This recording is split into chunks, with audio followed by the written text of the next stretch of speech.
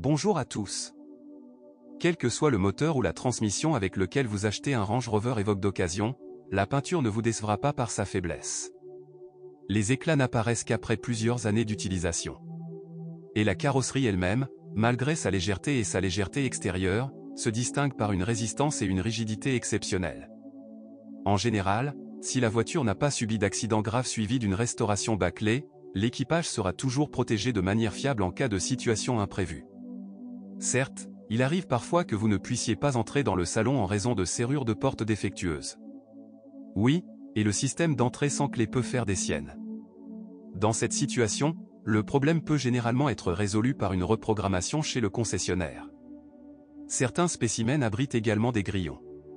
S'il commence à vous déranger sur une nouvelle voiture, demandez aux techniciens de service d'ajuster les charnières des sièges arrière, ils disent que cela aide.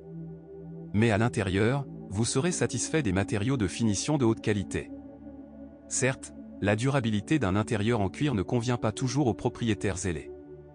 Mais le manque de poignées au plafond est tout simplement décourageant. Qu'est-ce que c'est? Des économies sur les allumettes ou une nouvelle tendance en matière de décoration d'intérieur? Quoi qu'il en soit, cela est extrêmement gênant pour les passagers. Ils ne seront pas satisfaits des problèmes multimédia et le système audio est très capricieux dans le choix des cartes flash, il ne lit pas tous les enregistrements MP3. En général, le logiciel des premiers crossovers est quelque peu humide. Bien que les responsables aient pris à plusieurs reprises des mesures pour le moderniser. En raison de la destruction du câblage, au fil du temps, les capteurs de stationnement et la caméra de recul deviennent défectueux, le frein de stationnement électrique devient capricieux, les lumières des phares et des lanternes brûlent et l'électronique embarquée fonctionne mal.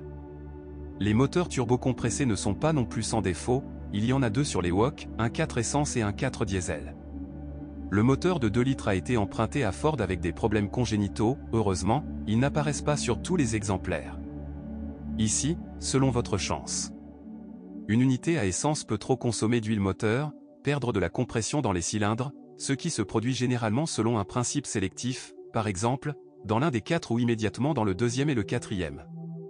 C'est pire lorsque les pistons grillent et leur annulaire les cloisons se brisent. La raison est principalement due à une conduite agressive avec des charges moteurs accrues. L'entreprise a reconnu qu'il s'agissait d'un défaut de conception et a remplacé les moteurs sous garantie.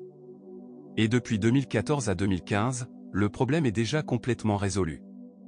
Mais la turbine, les injecteurs, la pompe à huile et le turbocompresseur lui-même sont toujours menacés. Le turbodiesel est généralement fiable, même s'il n'est pas sans nuances désagréables.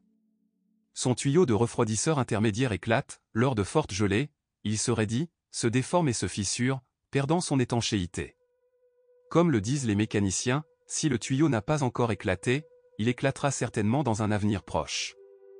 Certains propriétaires le remplacent par une pièce similaire de KMZ, il s'installe pratiquement sans modification et est également fabriqué en silicone plus doux et plus élastique, moins sensible aux changements de température et aux surcharges.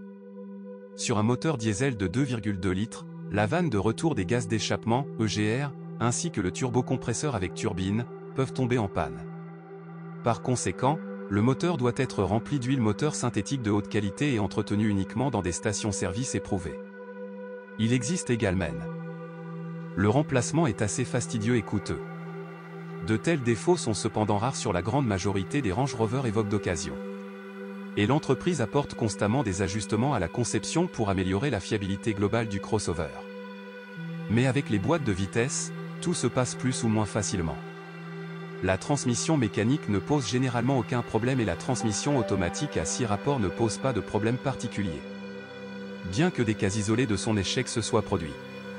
En règle générale, il était nécessaire de changer le convertisseur de couple, le bloc de soupapes hydrauliques et le pack d'embrayage. C'est bien que cela n'arrive pas souvent et que les réparations ne coûtent pas cher. Après tout, la transmission automatique est également empruntée à Ford. Pour que la transmission automatique survive jusqu'à un âge avancé, l'huile de transmission doit être périodiquement mise à jour, ainsi que le filtre. En 2014, les modifications essence ont reçu une transmission automatique moderne à 9 vitesses.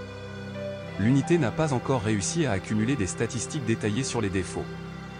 Mais dans les premières versions dotées d'un tel boîtier, l'unité de commande était périodiquement reflasquée en raison des contractions de la voiture lors de l'accélération. Dans le même temps, les concessionnaires ont modifié le logiciel à plusieurs reprises jusqu'à ce qu'ils obtiennent une réponse adéquate de la transmission automatique à la pression du gaz. Il n'y a pas de problème particulier avec la transmission intégrale. Le couplage Haldex est a priori fiable. Au bout de 150 000 km, le renvoi d'angle s'use et le calculateur de différentiel arrière peut également tomber en panne. Il est conseillé de changer l'huile des deux boîtes de vitesse et de l'accouplement conformément à la réglementation ou même plus tôt. Mais il y avait des problèmes avec l'électronique de commande. Le fait est que le sélecteur est encastré dans le même plan que la console et que lorsque le moteur démarre, il monte en douceur. Les vitesses sont commutées en tournant la rondelle, cela a l'air très élégant. Ainsi, la rondelle de sélection automatique peut se briser à tout moment.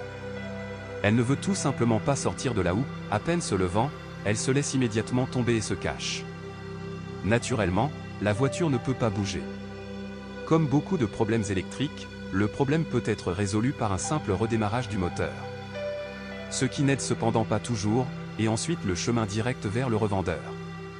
S'il reconnaissait le défaut comme un cas de garantie, il remplaçait l'ensemble rondelle et bloc. Aujourd'hui, cette faille est déjà localisée. Il n'y a pratiquement aucun piège dans la suspension indépendante de l'Evoque, à l'exception des bruits assez forts lors de la conduite en cas de dysfonctionnement. De plus, les sources proviennent aussi bien de l'avant de la voiture que de l'arrière.